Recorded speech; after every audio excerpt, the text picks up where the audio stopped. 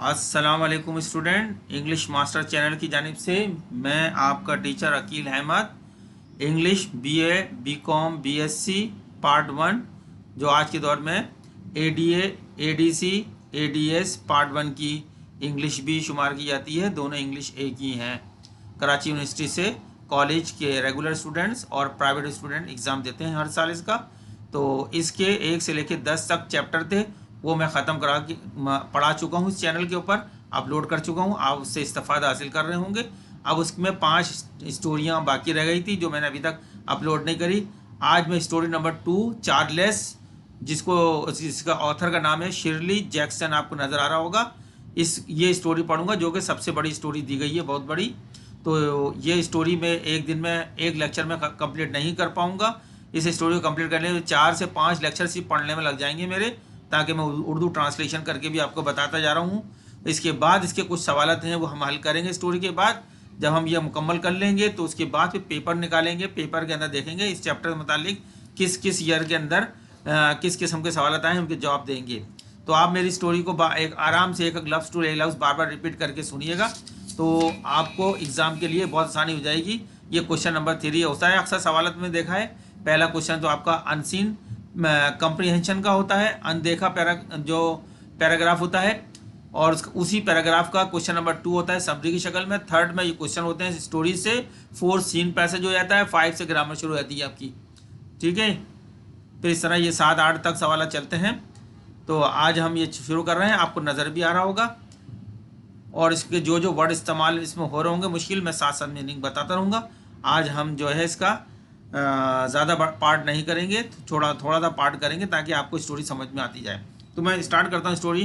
The author draws a picture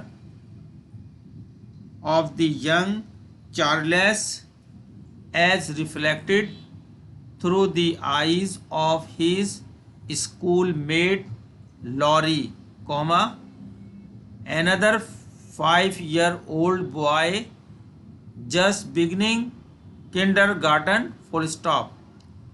Charles, bracket में दिया, it seems, bracket over, is naughty, comma, rude, comma, and free spirited, comma, almost always noisy and a trouble to the teacher, full stop.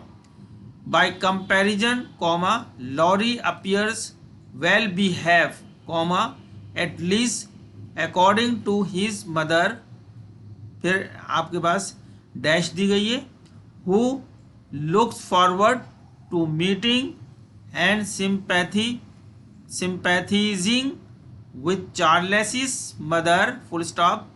What a terrible strain it must be to be the parent of such a wild child. तो यहाँ तक का मैं आपको मतलब बता देता हूँ। पहले यहाँ पे वर्ड इस्तेमाल हुए, ऑथर के माने जो है मुसन्निफ के लिए इस्तेमाल किए मैंने। उर्दू का जो भी तर्जुमा करूँगा, यहाँ लॉरी ये एक अच्छा लड़का है जिससे कंपेयर किया गया है। चार्ल्स भी एक 5 साल का लड़का है, पर चार्ल्स नज़र आ रहा है आपको, और नीचे लॉरी, इन दोनों के कंपेरिजन है पूरे स्टोरी के अंदर।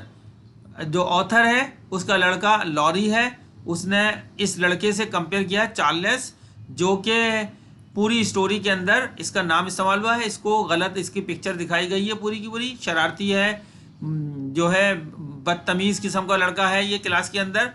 लेकिन एक्चुअली हम जब स्टोरी ख़त्म करेंगे तो पता चलेगा इस नाम का क्लास में कोई स्टूडेंट नहीं है, सिर्फ ऑथर ने जनरेट किया अपने दिमाग के अंदर, ठीक है। लॉरी है हो गया है, और लॉरी की उम्र जो है ये 5 साल की है। 5 years old बॉय है। जस्ट बिगनिंग किंडरगार्टन, जो जा रहा है कहाँ, किंडरगार्टन, जो बिल्कुल 5 साल के बच्चे जाते हैं यहाँ पे बिल्कुल स्टार्ट करने सीखने के लिए। एक और दूसरा लड़का जो चार्ल्स, जिसके ऊपर पूरी स्टोरी चल रही है, जो बिगड़ा हुआ है, बेअदब है, गुस्ताख है। इट सीम्स का मतलब होता है लगता है, ऐसा लगता है। इज फिर नॉटी का लफ्ज है। नॉटी माने शरारती होता है, रूड माने गुस्ताख होता है, एंड फ्री स्पिरिटेड माने आज़ादी का शौकीन होता है। ऑलमोस्ट ऑलवेज नॉइजी, शोर मचाने वाला, and a trouble to the teacher, teacher को परेशान करने वाला। मैं इसमें कुछ मतलब बता रहा हूँ, फिर इसको उर्दू बताऊंगा आपको। बाय कंपैरिजन, इसको जब कंपैरिजन करते हैं लॉरी से, दूसरा जो बच्चा है ऑथर का, वो अपीयर्स होता है वेल बिहेव, अच्छे मैनर रखने वाला होता है। एटलीस्ट कम से कम अकॉर्डिंग टू हिज मदर्स, यानी उसकी माँ ने जो तरबियत करी उसके मुताबिक। Who looks forward to meeting and sympathising with Charles mother, उसकी वालदा जो है उसकी माँ से मिलना चाहती है, उसको देख रही है, उस पर हमदर्दी करती है क्योंकि वो बिगड़ा हुआ लड़का है, ताकि वो भी सुधर जाए. What a terrible strain it must be to be the parent of such a wild child, यानी बिगड़े बच्चे के लिए, खराब बच्चे के लिए वाइल्ड चाइल्ड का लफ्ज़ इस्तेमाल किया है. तो मैं इसकी उर्दू करता हूँ, आप सुने, जो मैंने अभी पढ़ा था, आपके सब वर्डों के मतलब बता दिया मैंने. मुसन्निफ शेरली जैक्सन ने चार्ल्स की कहानी अपने साथी बच्चे यानी क्लासमेट जो होता है, या स्कूल मेट कह सकते हैं, जो इसमें स्कूल मेट का लफ्ज़ आया है जिसको हम क्लासमेट कह सकते हैं, बच्चे लाउरी की नज़रों से बयान की है, जो कि 5 साल का है और अभी अभी स्कूल जाना शुरू कर रहा है. चार्ल्स शरारती है, नॉटी जो कि इसका लफ्ज़ इस्तेमाल किया था हमने, बेअदब यानी रूड का लफ्ज़ इस्तेमाल किया था हमने इंग्लिश में, और आज़ादी का शौक रखने वाला, जिसके लिए हमने इस्तेमाल किया फ्री स्पिरिटेड का लफ्ज़ इस्तेमाल किया था. लड़का लगता है, ब्रैकेट में जाए, इट सीम्स, लगता है. वो अक्सर शोर मचाता है यानी नॉइजी, और उस्ताद को परेशान करता है. ठीक है ना, noisy and are trouble to the teacher, जो हमने इंग्लिश में पढ़ा था. इसी उम्र के लाउरी, अब इसको कंपेयर कर रहा है, इसी उम्र के लाउरी यानी चार्ल्स के बरक्स, वो कम से कम अपनी माँ के मुताबिक अच्छी तरबियत याफ्ता लगता है, जो चार्ल्स की माँ से मिलने और इससे हमदर्दी जाहिर करने का इंतज़ार कर रही है, यानी इसकी माँ लॉरी की. ऐसा बच्चा पालना यकीनन वालिदैन के लिए एक बहुत बड़ा इम्तिहान होगा. ठीक है स्टूडेंट्स, यहाँ तक हमने पढ़ दिया. नेक्स्ट पैराग्राफ की तरफ चलते हैं.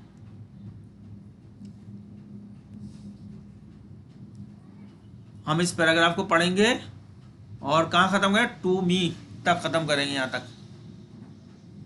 फिर इसके बाद आपको उर्दू पढ़ाएंगे, द डे से शुरू करेंगे, टू मी पे एंड करेंगे और फिर इसकी मीनिंग बताएंगे.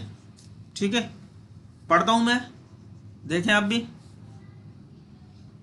यहाँ से दी डे से शुरू करेंगे हम, मैं स्टार्ट कर रहा हूँ उसको आगे. The day my son Laurie started kindergarten he renounce corduroy overalls, ये एस आगे लग गया है, एस इसके साथ है, overalls with bibs and began wearing blue jeans with a belt semicolon.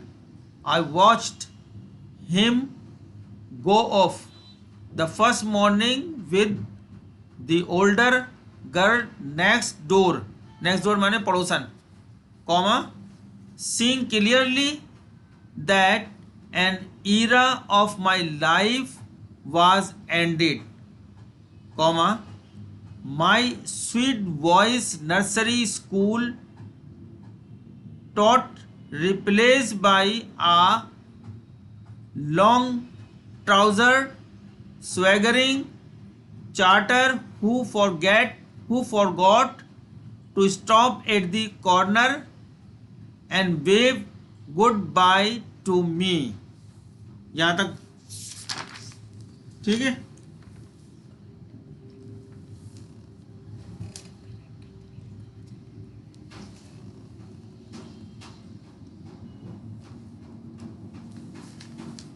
अब मैं इसकी उर्दू पढ़ता हूँ. जिस दिन मेरा बेटा लॉरी स्कूल गया, इसने नीली जीन्स और बेल्ट पहन ली और कढ़ाई वाली नेकर को तर्क कर दिया. यानी जहाँ लिखा हुआ है कॉर्डुररी, ये कढ़ाई वाली नेकर के लिए इस्तेमाल किया गया है. रिनाउंस के माने हैं तर्क कर देना, छोड़ देना. पहली सुबह में मैंने देखा कि वो पड़ोसन की बड़ी लड़की के साथ जा रहा है, यानी ऑथर का बेटा लॉरी. इस लम्हे मुझे एहसास हुआ कि मेरी जिंदगी का एक दौर ख़त्म हो चुका है. मेरा प्यारा नरम आवाज़ वाला बच्चा अब एक घूंघट वाला, खुदनुमाई करने वाला किरदार बन गया था, जो सड़क के मोड़ पर रोककर मुझे अलविदा कहना भी भूल गया. तो अब आगे हम पढ़ेंगे, यहां से शुरू करेंगे. ही केम से शुरू करेंगे और हेयर पे ख़त्म करेंगे क्वेश्चन मार्क पे। ठीक है स्टूडेंट्स, आप देख लें, इसको मैंने बता दिया। He came home the same way comma, he came home the same way comma, the front door slamming open, comma, his cap on the floor, comma, and the voice suddenly become raucous, shouting, comma, फिर inverted comma में isn't anybody here, question mark, inverted comma। तो अब मैं ये पढ़ के आपको बता देता हूँ इसका तर्जुमा। वो इसी अंदाज में घर वापस आया, सामने का दरवाज़ा ज़ोर से बंद हुआ, इसकी टोपी फर्श पर गिर गई और इसकी आवाज़ अचानक ऊंची खुरदरी हो गई, क्या कोई नहीं है। ठीक है, इसके अंदर जो वर्ड इस्तेमाल हुआ है स्लैमिंग ओपन, एक वर्ड इस्तेमाल हुआ है स्लैमिंग ओपन, नज़र आ रहा है आपको, स्लैमिंग ओपन। इसका मतलब है ज़ोर से बंद हुआ होना, यानी दरवाज़ा जब बंद किया तो वो ज़ोर से उसकी आवाज़ आई। एक वर्ड है his cap on the floor की फ्रेज इस्तेमाल हुई है यहाँ पर, जिसके माने है टोपी फर्श पर गिर गई। फिर एक फ्रेज और से RAUCOUS, रैकॉस, शाउटिंग, जिसके माने आवाज़ ऊंची और खुरदरी हो गई। तो ये वर्ड इस्तेमाल हुए हैं इसके अंदर, बाकी सब तो नॉर्मल मीनिंग है। एनीबॉडी, कोई भी, इजेंट, हेयर वगैरह सब नॉर्मल है। चलें अब हम करते हैं इसको एट लंच से शुरू करेंगे और इसको इख्तिताम करें इन वैन पे, यहाँ तक पढ़ेंगे इसकी। ठीक है, अब इसमें जो वर्ड इस्तेमाल होंगे वो भी मैं बता दूंगा, मतलब फिर उसका ट्रांसलेट कर दूंगा। At lunch he spoke insolently to his father, comma, spilled his baby sister's milk, comma, and remark that his teacher said we were not to take the name of the Lord in vain। इसका मतलब ये है कि इसके अंदर जो word इस्तेमाल हुए हैं, एक तो ये स्पील्ड हिज बेबी, ये पहले हुआ स्पोक इंसोलेंटली, स्पोक एक फ्रेज इस्तेमाल हुई है, स्पोक इंसोलेंटली, इसका मतलब है गुस्ताखी से बात करना। स्पोक माने बात करना, इंसोलेंटली माने गुस्ताखी से बात करना। एक और फ्रेज इस्तेमाल हुई है स्पील्ड हिज बेबी सिस्टर्स मिल्क, इसका मतलब है कि अपनी छोटी बहन का दूध गिराया। फिर आगे एक और फ्रेज इस्तेमाल हो रही है remark that his teacher said, इस फ्रेज का जो मीनिंग बनती है वो ये बनती है, उसने उस्ताद का हवाला देते हुए कहा। फिर एक फ्रेज और इस्तेमाल हुई है we were not to take the name of the Lord या खुदा के लिए इस्तेमाल हुआ है इन वैन, खुदा का नाम बेमानी नहीं लेना चाहिए। इन वैन माने बेमानी। अच्छा, अब मैं इसको ट्रांसलेशन कर देता हूं। खाने के वक्त उसने अपने वालिद से गुस्ताखी से बात की, अपनी छोटी बहन का दूध गिरा दिया और फिर अपने उस्ताद का हवाला देते हुए कहा कि हमें खुदा का नाम बेमानी नहीं लेना चाहिए। तो अब नेक्स्ट पढ़ते हैं हम, ये नेक्स्ट शुरू करेंगे हम यहाँ से, हाउ से शुरू करेंगे हम नेक्स्ट, और इसको हम खत्म करेंगे ही सेड के ऊपर, ही सेड के ऊपर खत्म करेंगे हम।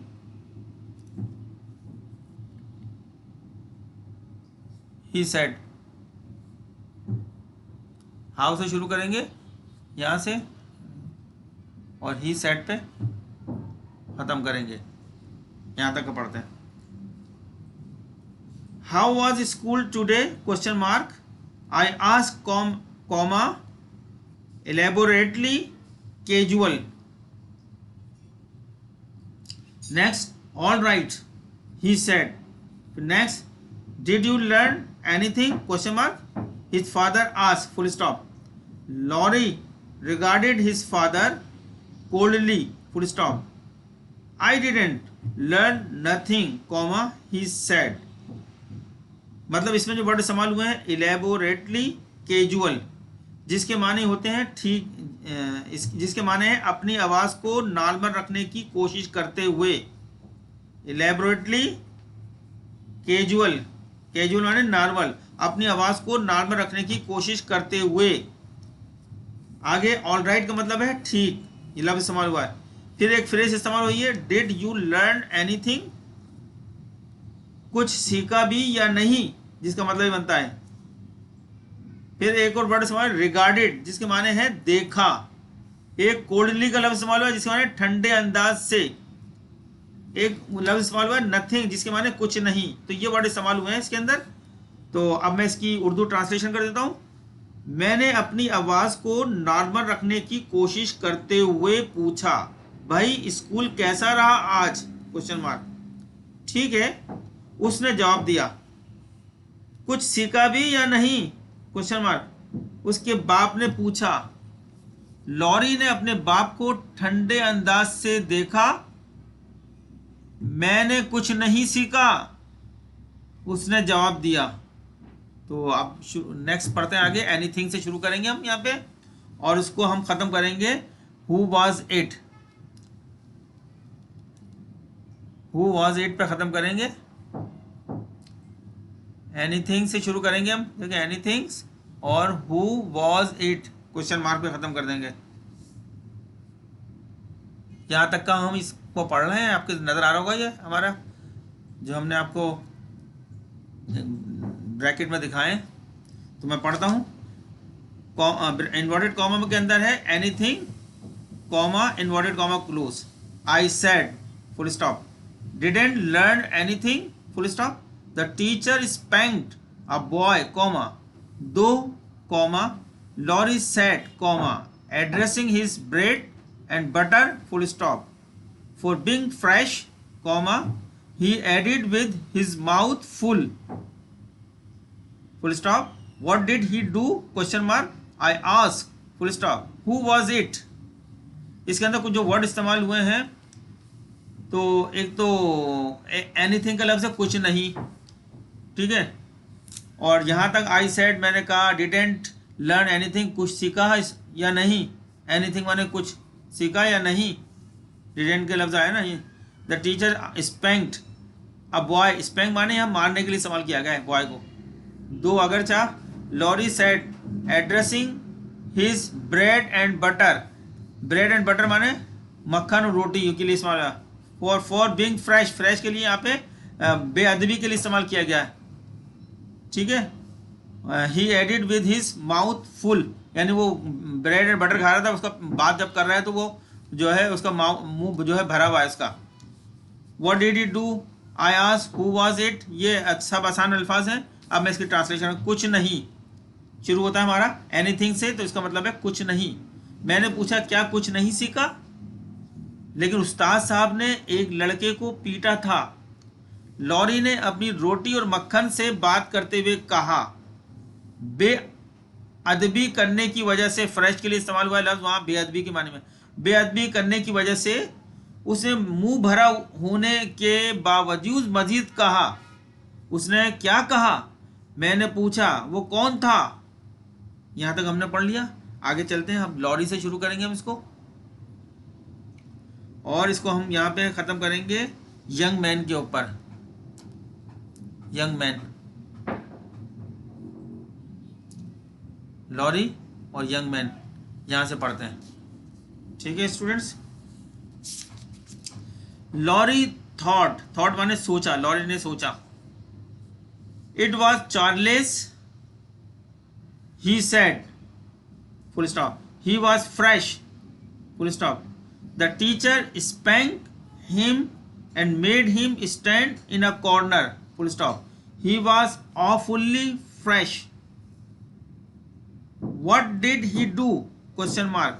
I asked again, comma, but Laurie slide off, खिसक जाना, निकल जाना, स्लिप हो जाना, slide off his chair, comma, took a cookie, toffee वगैरह मिठाई वगैरह ले लेना, took a cookie, comma, and left, comma, while his father was still saying, comma, see here, young man.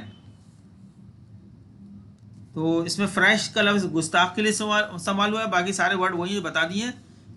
पैंग के माने मारा, और बाकी तो कोई बहुत सब, थॉट माने सोचा, और बस आगे मैं इसका ट्रांसलेशन करता हूँ। लाउरी ने सोचा वो चार्ल्स था, वो बहुत गुस्ताख था। उस्ताद ने उसे मारा और खड़े होने का हुक्म दिया। वो वाकई बहुत ज़्यादा गुस्ताख था। Full stop. उसने क्या किया? मैंने दोबारा पूछा, लेकिन लाउरी अपनी कुर्सी से सरक गया, यानी खिसक गया। एक बिस्किट लिया, कुकी के लिए समझ गया, टू का कुकी, एक बिस्किट लिया और चला गया। जबकि इसका बाप अभी भी ये कह रहा था, सुनो नौजवान, सी हेयर यंग मैन, इसका अब्बा कह रहा था। तो स्टूडेंट ये इसका तर्जुमा कर दिया। अब हम इसको जो आगे पढ़ेंगे वो स्टार्ट करेंगे द नेक्स्ट से, और इसको ख़त्म करेंगे हम टीचर के ऊपर, यहाँ तक का। चले पढ़ते हैं। The next day Laurie remark at lunch, comma, as soon as he sat down, comma, well, comma, Charles was bad again today, full stop. He grinned enormously and said, "Today Charles hit the teacher." इसके अंदर जो word सवाल हुआ है, एक तो phrase समझिए, well Charles, यानी आज भी चार्ल्स, और एक लाइन उस सवाल हुई है, वाज बैड अगेन टुडे, ने नालायकी की, यानी चार्ल्स ने आज भी नालायकी की, ये मतलब है उसने, आज भी चार्ल्स ने नालायकी की।